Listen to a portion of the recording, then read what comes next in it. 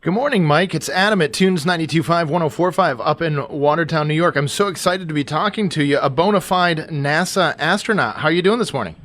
Adam, I'm doing okay. I appreciate you having me on. Well, I found it very intriguing that not only have you written a book, but you also wrote a book specifically for young readers. It's called SPACEMAN, The True Story of a Young Boy's Journey to Becoming an Astronaut.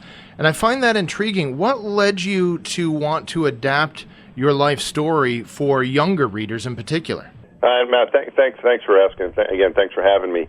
Well, I wrote the original book, Spaceman. It had a different title. It's Spaceman, An Astronaut's Unlikely Journey to Unlock the Secrets of the Universe. And when I wrote that, it came out in 2016, and it became a New York Times bestseller. And it was a clean book. There was nothing like, there's no real bad stuff in it, no curse words. So, young kids could read it. And as a result, some younger readers read it, and some parents read it, and teachers. It was in some schools and so on. Younger people became familiar with it, and I started getting notes from younger kids and from their parents and teachers saying how they thought the book was very inspirational. At first, I thought the book I was reading was going to be like a funny astronaut, funny book, but it ended up being more of an inspirational book, and I was very happy with the way it turned out. And I was getting these very nice notes and very nice reviews from especially from younger people, and from people of all ages. But it really seemed to resonate. Some of the messaging really resonated with younger kids. And I had this one young girl, 9-year-old, wrote me a note saying that it was her favorite book. She did a book report on it, and she's going to be moving at the end of the school year, and she's really scared. But after reading my book, she knows that if she just tries hard, she can get through it. So that's what she learned from reading my book, so she knows she's going to be okay. And I was like, wow, that's pretty good. I never would have expected I could make that sort of difference in someone's life. And spoke to my publisher about it and my agent, and we thought, well, maybe we can adapt this and make it more appropriate with more stories for younger people and rewriting some of the stories in the book.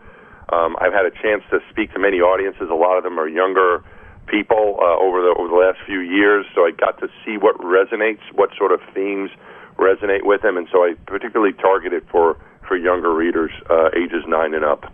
Well, it's from what I've read so far, it is very inspiring for young people and adults alike. And once again, just to let our listeners know, we're speaking with Mike Massimino, the NASA astronaut, also author, and really accomplished a lot in your life. But one of the things that I think might be pertinent right now is, having been on 2 different space shuttle missions, you were pretty well confined in a very small area with other people, and now a lot of us are finding ourselves in that similar situation in our homes because of COVID-19. Mm-hmm. Are there any tips of the trade that you might be able to share with us on how to get by? Yeah, we were trained in this, and then we had experience with it, and it reminds me an awful lot of that, Adam. I tell you, I think the tips I would have is that when you're in a confined space like this, and you're stuck in this confined space, you have to realize that that's the reality that I have. We are in this situation. We're not going to be able to change it. We have to make the best of it, and we have to consider the other person. I think the most important thing that we learned was respecting each other's privacy, space, well-being, thinking of them. What are my actions? How is it affecting everybody else? In space, everything floated. You didn't want your stuff to start floating around. You didn't want your underwear to hit one of your crewmates standing in the 5 feet away from you in the face. That's not right. You try to keep track of everything, be really respectful of everyone, clean up after yourself, don't make a mess, understand that other people are trying to work or sleep or do other things, and you need to be very respectful of the other person. And when you do that, it kind of brings out your best self. I kind of felt like when we were in space, we were behaving as best as we could to get along for the sake of the mission. So I think that's one thing to keep in mind. You're there with other people. Put on your best self. I think another thing is to remember you're not alone. Even though sometimes we're away, we kind of forget we're not around as many people as we used to be. Those people are still around, and your support system is still there. Your coworkers are still around. Your friends, your family, and now we have the tools to communicate with them.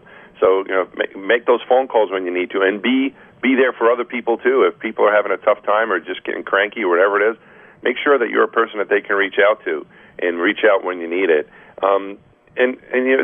Just keep in mind that we're in this together. This is an opportunity. I kind of stumbled upon this one just like maybe last week. sometimes just to think about things. And we didn't have all that much free time, but when we did have free time, we were able to look out the window and view the Earth and look at the stars and have these very personal, quiet moments where you start thinking about things pretty deeply. And I found that we have these opportunities now, too, because a lot of our schedules have changed. We find that the way we're doing our work is differently, and I think we have a chance to sort of contemplate, what we're doing with ourselves, what's going on in our lives, and try to come out of this thing in a better mindset than when we went in, because our lives are pretty crazy, and we don't always have time to sit back and reflect like we do now. Some really great tips in there. I mean, it's going to take a little bit to unpack all of the great advice that you've got in that one short segment. I want to pivot a little bit with another question. I don't know if you were as disappointed as I was when the shuttle missions were discontinued back in 2011, but word is that this month there's going to be a manned space flight, SpaceX. Yep. And I just wanted to know, are you excited about this return to manned spaceflight from U.S. soil? Oh, yeah, absolutely. We've been waiting for this for a long time. And, Adam, I think that I just got the invite because two of my friends are going up, Doug Hurley and Bob Benkin, and I'm on their guest list. So I just got the invite, which is kind of funny. I should send those invites out, and now I'm getting them. And I think it's like the end of May, third week of May or so. They're targeting. So they're getting pretty serious about it, especially when they start sending out notices that the launch is coming to the guests. So I'm very excited about it. As you said, we haven't launched people from U.S. soil since 2011, since July of 2011, when the final shuttle mission took place. Since that time, we've had astronauts in space. My friend Chris Cassidy, American Navy officer, is up in space right now, but we have not launched. He did not launch it. We have not launched astronauts from the U.S. All of them have launched from on a Soyuz in Russia from Kazakhstan. That's how we've been getting to space since 2011, and this will be the first time that we're launching to space with people since the space shuttle program ended. So this is a really big event. I think it's hopefully going to be an uplifting, inspirational thing and good news, because we've getting such news now that's kind of, it's not necessarily always great. So I think this will be a real positive thing for our country and for the world. That's what I was thinking, too. I'm kind of a space nut, and so is my son. My son, Sean, is 15 years old, and even though we live way up in Watertown, New York, we both have annual passes to Kennedy Space Center. I just wondered if you had any additional tips for a young person like my son, Sean, who's 15, about potentially becoming an astronaut. Yeah, well, I think when I was 15 years old, I had no idea how to do it. I wanted to be an astronaut when I was little. I was 6 years old when I saw Neil Armstrong walk on the moon, and so I wanted to do that, and that's about it. And then when I turned about 8 years old, I said, well, I don't know how to do this. Forget it. It can't happen. And it really wasn't until after college that I pursued it by going to grad school and trying to get involved with more NASA activities and research and so on. But I think the advice I would give your son, and Sean is his name? Yeah, that's right. That's right. Yep, Sean. Yeah, Sean, and anyone who's listening is the most important thing is just to try to find out what it is that you like. Try different things, try different classes and subjects and clubs and activities, and read and look as much as you can to find out about what's going on in the world. But just kind of follow what you like, and what more important, maybe what you're interested in. So for me, I always like math and science. And I think if you can identify, well, that's what I like, or if I like English, or whatever it is that you like, pursue that. When I went to college, I decided to become an engineer because I looked at the classes, and it was a lot of math and science. And I think that's what you should pursue, and that will lead you to the right destination. If you look up the backgrounds of the astronauts, it's varied. I have flown with military test pilots. I've flown in space with engineers. I've flown in space with astronomers. But I've also flown in space with a geologist who was working for an oil company before becoming an astronaut.